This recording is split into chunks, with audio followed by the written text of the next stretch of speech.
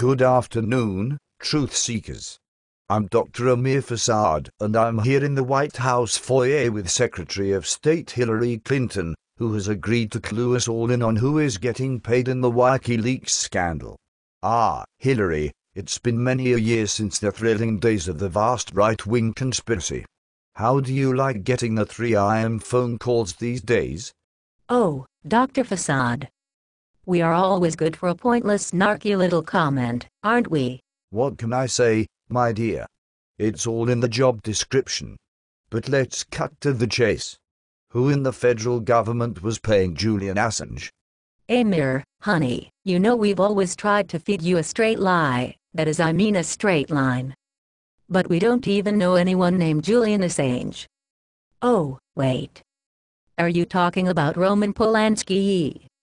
He went under the cover name of Julian Assange, right after we lured him to the WikiLeaks operation with that honeypot scheme, set up by the Cyber Command.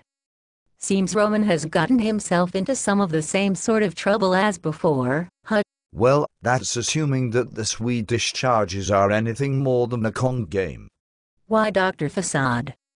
I'm ashamed of you. We're the federal government. We are here to help you. Winka winka.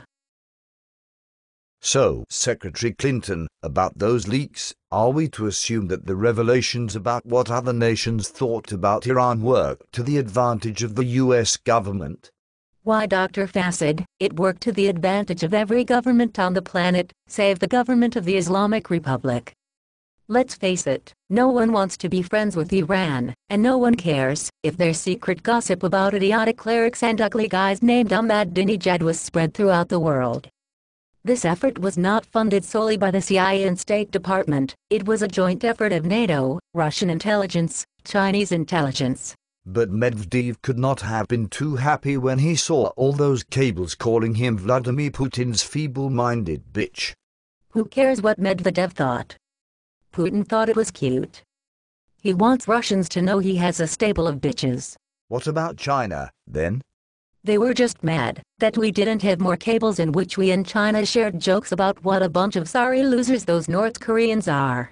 So, what you saying in essence was that these leaks were a no-downside, win-win game for virtually every nation on the planet. Seems too good to be true, doesn't it?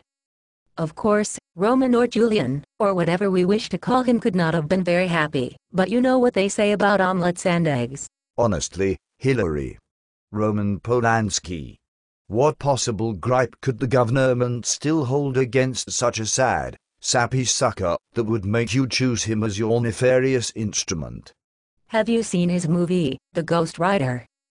The movie may have been about Tony Blair, but in the first instance, we protect Blair's ass, no matter what happens, and in the second instance, Polanski's theories were hitting far too close to home.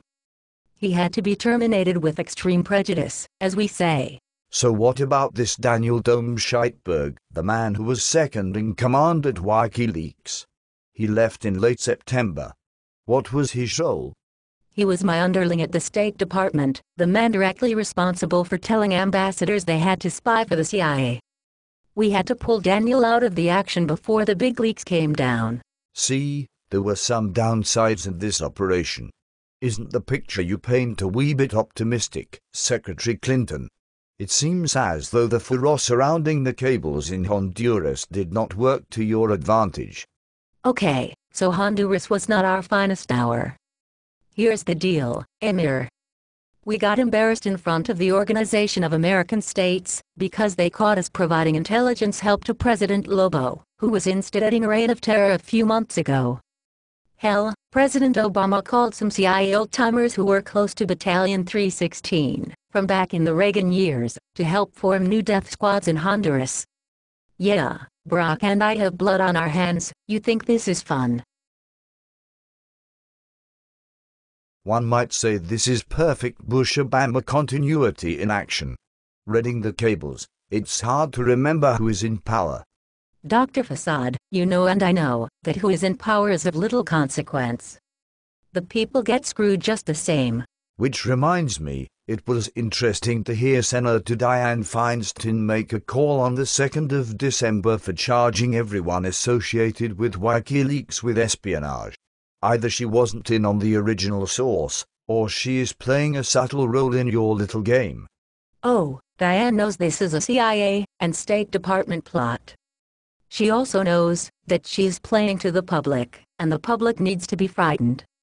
Here we see an instance where Democrats and Republicans stand together in support of a brutal and cruel national security state, everyone baying for the heads of all those associated with WikiLeaks. The only ones still providing support for WikiLeaks are journalists with integrity, and of course, they will all be in jail soon. Which reminds me, I think it's about time I go and check on the latest leaks. Not that I would have anything to worry about, you understand. I've never been a journalist with integrity. Only skittles. Why, Amir, I'm afraid all the doors to the White House have been locked, and we've installed 3 tiers of armed guards outside. You really know far too much, and it's time to receive your very own TSI security pat-down, complete with sharp objects. Sure, creating the WikiLeaks scandal was the tactical win for stage 1, but arresting all the supporters of WikiLeaks is game, set, and match for the win. Bye-bye, kids. I'm not too sure when, or if Amir Fassad might be back, but in the meantime, happy holidays, keep your mouth shut, and stay away from those claiming to give you the truth. You'd be better off listening to Sarah Palin.